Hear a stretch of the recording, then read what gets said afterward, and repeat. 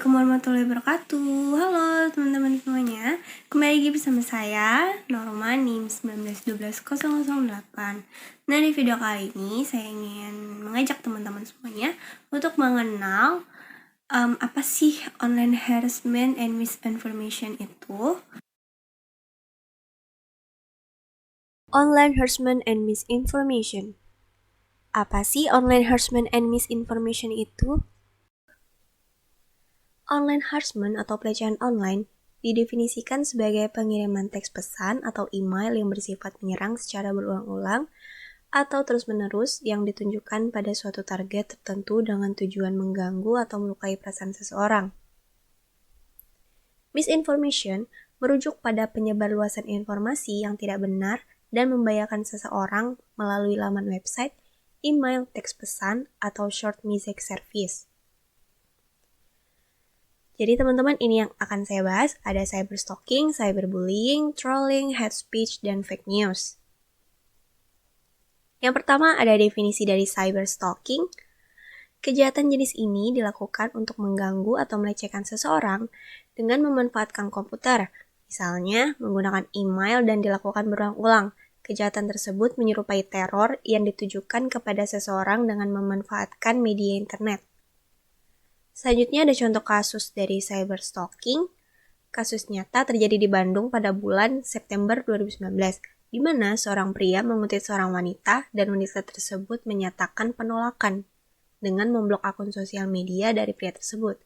Merasa sakit hati, pelaku penguntitan melakukan penusukan pada korban.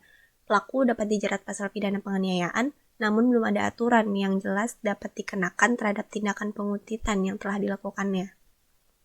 Selanjutnya ada definisi cyberbullying. Cyberbullying adalah tindakan yang sama dengan tindakan bullying pada umumnya, yaitu mengintimidasi, mencemooh, atau mengganggu orang lain, namun dilakukan melalui internet atau dunia cyber. Walaupun tidak terjadi secara langsung atau face-to-face, cyberbullying juga bisa memakan korban loh. Selanjutnya ada contoh kasus cyberbullying. Terjadi pada mahasiswa Rutgers University yang bernama Tyler Clementi. New York Times 2012 melaporkan rincian kematian Clementi dalam kasus cyberbullying terhadap dirinya setelah Darun Raffi, teman Clementi, menyebarkan video tidak senonoh Clementi ke Twitter.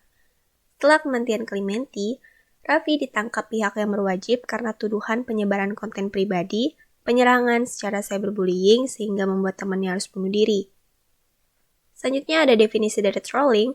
Trolling adalah perilaku yang sering terjadi di forum online dengan memberikan komentar terus-menerus atau bombardir komentar yang berisi penghinaan, provokasi, dan ancaman. Peristiwa trolls atau trolling sering terjadi di media sosial seperti Facebook dan Twitter. Para penggunanya seringkali membuli pengguna lainnya. Selanjutnya ada contoh kasus dari trolling. Trolling dapat memicu bunuh diri dan menyakiti diri sendiri atau self-harm.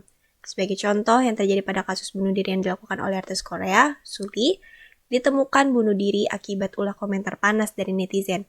Kita mengenal istilah hater sebagai seseorang yang kerap memberikan komentar negatif, tetapi penting diketahui bahwa haters merupakan salah satu jenis trolling. Selanjutnya ada definisi dari hate speech. Hate speech atau ujaran kebencian adalah tindakan komunikasi yang dilakukan oleh suatu individu atau kelompok dalam bentuk provokasi, hasutan, ataupun hinaan kepada individu atau kelompok yang lain dalam hal berbagai aspek, seperti ras, warna kulit, etnis, gender, cacat, orientasi seksual, kewarganegaraan, agama, dan lain-lain. Contoh kasus dari hate speech ini sendiri, akun Ringo Abdillah pada tahun 2017, polisi menangkap MFB, seorang pelajar SMK di Medan yang diduga menghina Presiden Jokowi. Akun Facebook yang menggunakan alamat email kebalhukum@gmail.com itu juga menghina institusi Polri yang dipimpin Jenderal Tito Karnavian. Ternyata MFB menggunakan foto orang lain di sebuah akun Facebook untuk menghina Presiden Republik Indonesia Joko Widodo.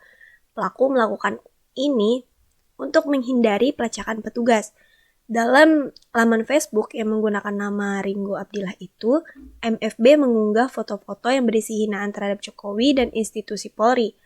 Setelah diperiksa lebih lanjut, ternyata MFB membobol Wi-Fi milik MR. Hal itu diakui pelaku saat menjalani pemeriksaan.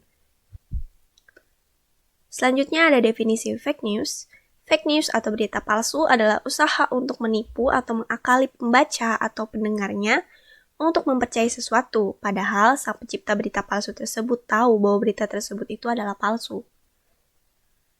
Lalu ke contoh kasus fake news, Polres Malang telah menetapkan Idris Almarbawi sebagai tersangka kasus dugaan penyebaran berita hoaks sejak 29 Juni 2021 lalu.